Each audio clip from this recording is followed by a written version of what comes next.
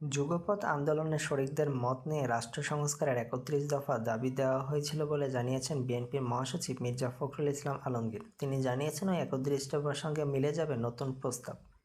বৃহস্পতিবার রাজধানীর বনানীতে লেকশোর হোটেলে বিএনপির ৩১ দফা রাষ্ট্র সংস্কার প্রস্তাবনা নাগরিক ভাবনা শীর্ষক সেমিনারে মির্জা ফখরুল এসব কথা বলেন।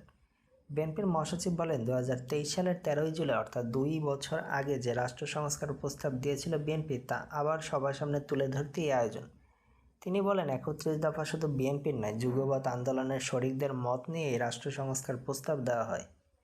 নতুন যে প্রস্তাব দেওয়া হবে এর সঙ্গে ৩১ দফা দাবি মিলে যাবে, মিলতে হবেই, কেননা এটি জাতিকে এগিয়ে নেওয়ার ভাবনা থেকেই করা হয়েছে।